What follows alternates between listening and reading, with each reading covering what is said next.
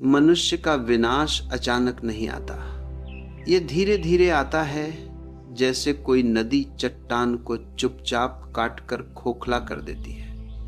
कोई तूफान नहीं, कोई धमाका नहीं, बस धीरे धीरे, रोज थोड़ा सा।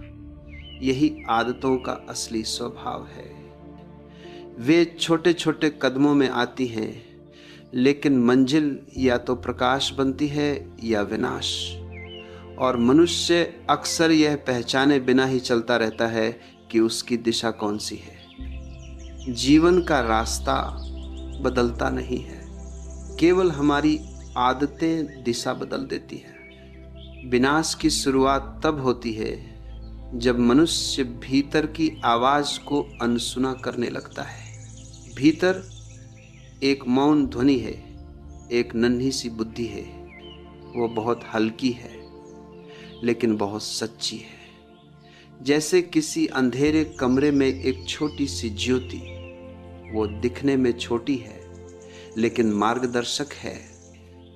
और जब आदमी दुनिया के शोर में उसे डुबा देता है, तब एक दूरी पैदा होती है अपने ही अस्तित्व से। इस दूरी का नाम ही विनाश है, क्योंकि जिसने खुद को खो दिया उसने सब कुछ गंवा दिया। फिर धीरे धीरे इच्छाएं आती हैं। इच्छाएं बुरी नहीं है, इच्छाएं जीवन का स्वाद है। लेकिन जब इंसान खुद को इच्छाओं के पीछे घसीटने लगता है, तब वह उनका स्वामी नहीं रहता, सेवक बन जाता है। और सेवक बनकर कोई भी स्वतंत्र नहीं रह सकता। इच्छाएं आग है, स्वामी बने रहो तो वे घर को गर्म रखती है, सेवक बन जाओ तो वही आग घर जला देती है। और ऐसा कई बार होता है। लोग सोचते हैं कि वे अपनी इच्छाओं को पूरा कर रहे हैं, लेकिन सच्चाई यह है कि इच्छाएं उन्हें चला रही होती है। ये एक मीठा विष है। धीरे धीरे पीने में आनंद आता है, लेकिन अंत किसी रिक्तता में होता है। फिर मनुष्य भविष्य के सपनों में खो जाता है। भविष्य मीठा है, सुंदर है, लेकिन अस्तित्व में नहीं है। वर्तमान कठोर लगता है क्योंकि वह वास्तविक है, और वास्तविकता का सामना करना आसान नहीं। इसलिए लोग भविष्य के सपनों को पकड़ लेते हैं। वे कल पर टिका लेते हैं सब कुछ, और कल कभी आता नहीं। जो है उसकी कीमत नहीं समझते, जो नहीं है उसके पीछे दौड़ते हैं, और इस दौड़ में जीवन हाथ से फिसलता जाता है। वर्तमान हीरे की तरह अनमोल है, लेकिन मनुष्य उसे कांच समझकर फेंक देता है, और वह अनमोल खो जाता है। यही विनाश का अगला रूप है, वर्तमान का खो जाना। जो वर्तमान खो देता है वो खुद को खो देता है। धीरे धीरे मनुष्य के भीतर अहंकार उगाता है।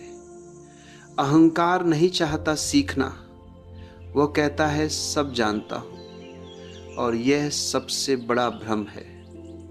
जो सीखना बंद करता है वो बढ़ना बंद करता है। जीवन हर पल बदल रहा है, नया है, जीवंत है, और अहंकार जड़ है, मृत है।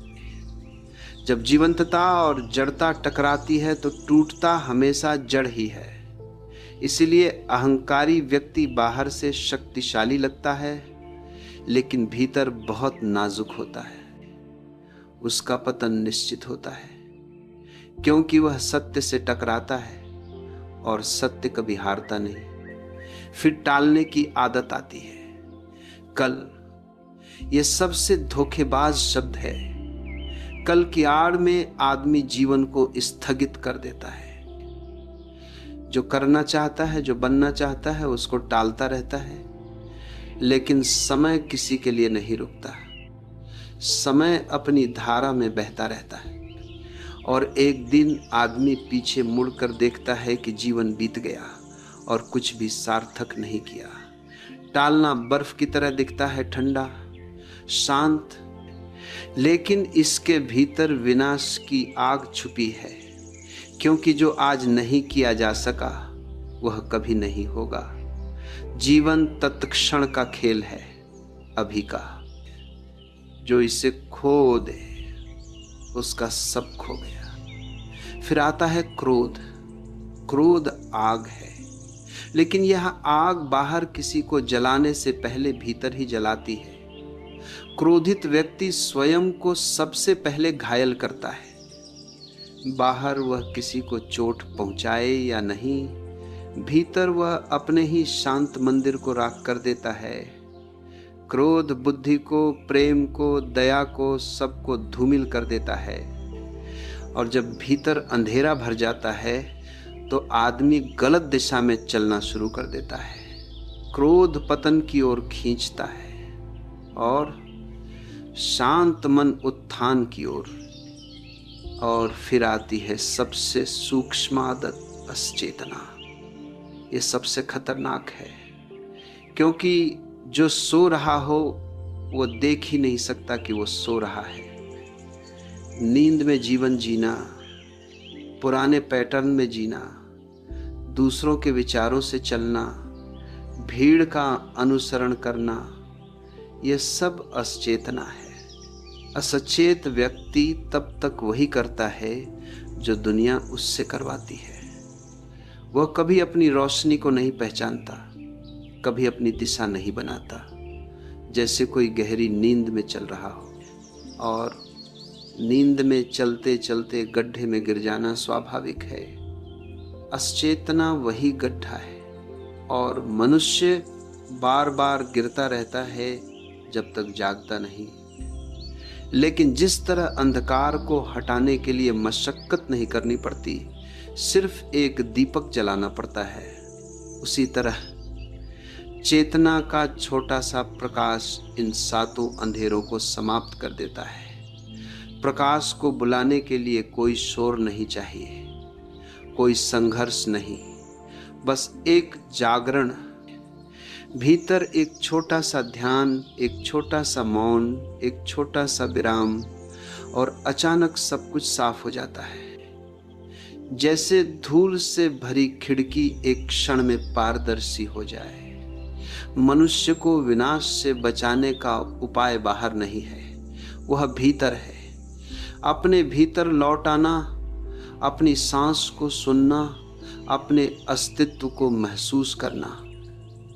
जैसे ही तुम अपने भीतर आते हो, वैसे ही वे आदतें टूटने लगती हैं जो विनाश की जड़ थी, क्योंकि वे अचेतना पर टिकती हैं। जागरूकता आते ही वे झड़ जाती है, जैसे पेड़ से सूखे पत्ते। जब तुम जागते हो तो कोई आदत तुम्हें नियंत्रित नहीं कर सकती, कोई क्रोध तुम्हें हिला नहीं सकता, कोई इच्छा तुम्हें दास नहीं बना सकती, कोई भविष्य तुम्हें बहका नहीं सकता, कोई अहंकार तुम्हें बंद नहीं कर सकता, कोई टालना तुम्हें रोके नहीं रख सकता, और कोई अंधेरा तुम्हारे पास टिक नहीं सकता। जागा हुआ व्यक्ति प्रकाश में चलता है। उसकी चाल धीमी होती है, गहरी होती है, लेकिन हर कदम सच होता है, और जहां सच है वहां विनाश नहीं हो सकता। वहां सिर्फ विकास है, विस्तार है, शांति है, आनंद है। यही जीवन का सार है, यही उपाय है, यही मुक्ति है।